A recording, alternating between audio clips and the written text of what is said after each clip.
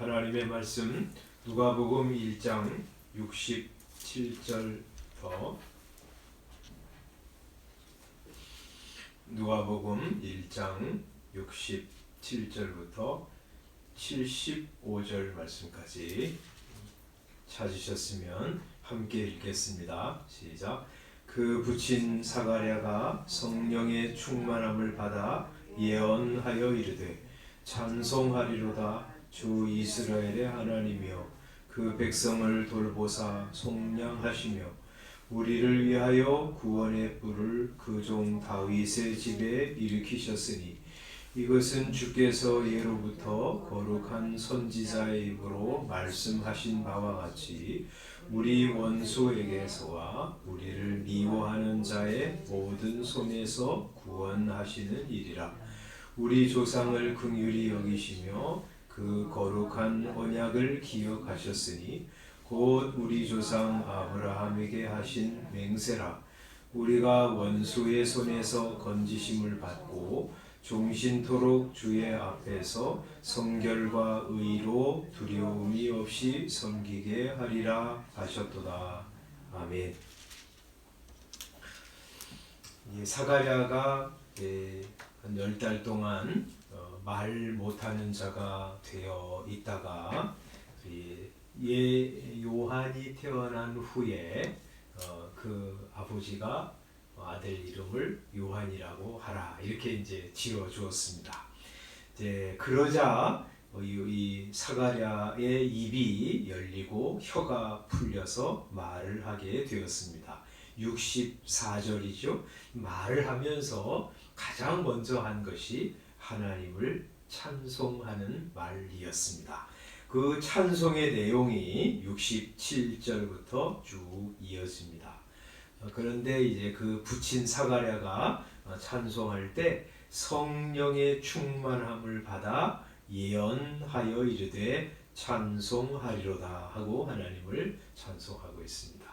여기 이제 특별히 이제 누가복음에서는 성령의 충만함을 받아라고 하는 표현이 많이 나옵니다. 이 제사장 스가랴에게 이제 아들을 주시겠다고 약속하시면서 천사가 이제 예언을 해주죠. 약속할 때 1장 15절에도 보면 앞으로 이제 세례 요한이 될 아들이죠. 그 아들이 태어날 때 그가 주 앞에 큰 자가 되며 포도주나 독한 술을 마시지 아니하며 모태로부터 성령의 충만함을 받을 것이다 하고 약속하십니다. 그래서 이제 세례 요한은 성령의 충만함을 받아서 사람들에게 죄를 회개하라고 외치고 예수 그리스도를 사람들에게 소개하는 일을 감당한 것이죠. 그리고 이제 세례 요한을 이제 잉태하고 나중에 낳을 때 엘리사벳도 그렇게 이제 성령의 충만함을 받아서 우리 마리아를 축복하죠. 1장 41절에 보면 이제 마리아가 엘리사벳의 집에 들어와서 문안할 때 41절 엘리사벳이 마리아가 문안함을 들음에 아이가 복중에서 뛰노는지라. 엘리사벳이 성령의 충만함을 받아서 이 마리아를 축복합니다. 그러니까 이제 이 사가랴 제사장의 이 가족, 사가랴 제사장 그리고 그의 아내 그리고 앞으로 태어날 이 아기 이제 태어난 거죠. 이제 사가랴가 찬송할 때 이 아기도 성령의 충만함을 받아서 하나님을 찬송하고 사람들을 축복하고 사람들을 하나님 아들 예수님에게 데려올 것이다 하고 말씀하시는 것이죠. 성령의 충만함을 받아서 뭐 합니까? 찬송합니다. 물론 뭐 자기가 벙어리 되었다가 말하는 사람이 되었을 때 얼마나 좋고 감사하겠어요. 그거 하나님께 찬송을 드리고 있습니다. 또 그 자기가 말하게 해주신 하나님을 찬송하는 것뿐만 아니에요. 그는 이 하나님의 아들 우리 메시아가 이 세상에 오시는 거 그거 보면서 하나님을 찬양하고 있습니다. 그래서 이 68절부터 나오는 내용이 이 하나님이 보내주신 메시아에 대한 기쁨과 찬송입니다. 찬송하리로다 주 이스라엘의 하나님이여 그 백성을 돌보사 속량하시며 우리를 위하여 구원의 뿔을 그 종 다윗의 집에 일으키셨습니다 하고 찬송하고 있습니다. 하나님께서 이스라엘의 하나님이신데 그 백성 하나님의 백성을 돌아보셔서 속량하고 계십니다. 속량하실 것입니다 하는 찬송입니다. 속량이란 말은 값을 치르고 어떤 사람을 우리 죄수 혹은 노예된 상태에서 건져내는 것을 말합니다. 모든 사람이요 다 지금 죄와 사망의 속박 가운데 있는데 우리 주님이 지금 이제 보내주시는 메시아의 값을 통해서 백성들을 구원하실 것이라고 찬송하는 것이죠.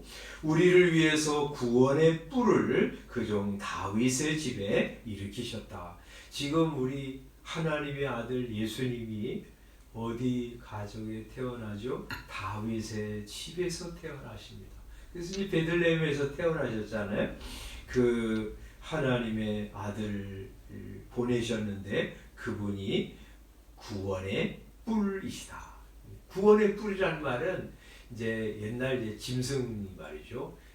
이제 뿔을 가진 짐승이 이제 뭐 약한 짐승 혹은 자기 대적과 이제 뿔로 박아서 싸워가지고 승리를 거두는 거 그거 이제 의미하는데 이 메시아께서 오셔서 대적을 뿔로 받아가지고 물리치고 그들의 손아귀에 있는 자기 백성을 건져내실 것이라고 하시는 그런 약속인데 지금 하나님이 그 일을 하고 계시다는 거예요. 메시아를 보내주실 것이다.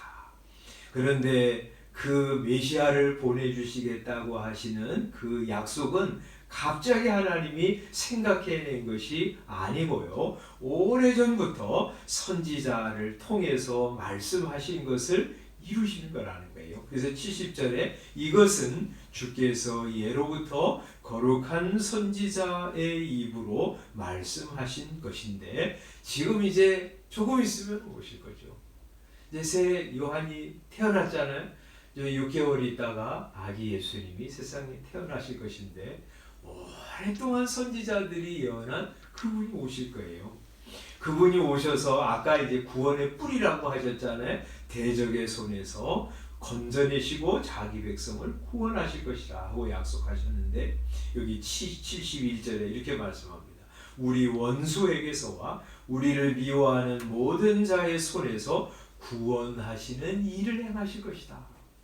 우리 원수, 우리를 미워하는 모든 자 누굽니까?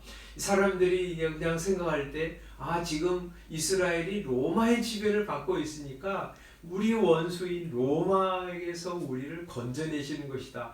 혹 그렇게 생각할 수 있을지 모르지만 그것이 아닙니다. 진짜 원수는 사탄, 마귀죠. 우리를 죄짓게 만들고 죄에서 벗어나지 못하게 하고 그래서 멸망의 길을 걸어가게 만드는 그런 원수 마귀로부터 구원하실 것이다. 그래서 77절에 이렇게 말씀하죠. 주의 백성에게 그 죄사함으로 말미암는 구원을 알게 하리니 이제 앞으로 자기 아들이 이거 이제 행하실 텐데 죄사함으로 말미암는 구원 이렇게 말씀하시죠. 또 74절 75절에 보면 우리가 원수의 손에서 건지심을 받고 종신토록 주의 앞에서 성결과 의로 두려움이 없이 섬기게 하리라 하셨도다 이렇게 말씀하시죠. 그러니까 마귀의 손에서 이제 건져내셔서 죄 용서함을 받게 되고 그리고 하나님 앞에서 깨끗하고 의롭고 담대하게 하나님을 섬기게 될 것이다 하는 말씀을 보면 이스라엘에서 그냥 로마에서 건져내는 게 아니라 마귀의 소나기에서 건져내셔서 이제 죄 용서도 받고 하나님을 성결과 의로 두려움 없이 섬기게 할 것이라고 하시는 약속이죠. 그분이 말이죠. 오실 거라는 거예요.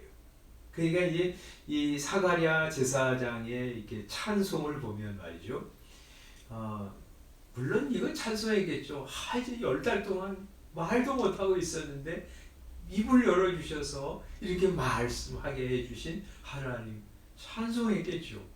또 자기같이 아들도 없이 이제 함께 늙어서 죽을 때가 된 사람인데 이 늙은 자기와 자기 아내에게 아들을 주신 하나님 찬송했겠죠. 또 그 아들이 그냥 단순한 아들이 아니라 사람들에게 죄를 선포하고 회개하게 만들고 또 하나님의 아들에게 사람들을 이끄는 귀한 도구로 쓰임받는 거 감사하고 찬송했겠죠. 그러나 이 사가랴가 진짜 찬송한 첫 번째 찬송의 제목은 뭐냐면 하나님의 메시아를 보내주신 하나님의 은혜 찬송하고 있어요. 그리고 그분이 오셔서 이루실 큰 구원 감사하면서 찬송하고 있어요. 그래서 오늘 말씀을 보면 말이죠. 두 가지 우리 생각하게 되는데 한 가지는 우리 성령의 충만함을 받아서 찬송하는 사가랴. 우리가 말이죠.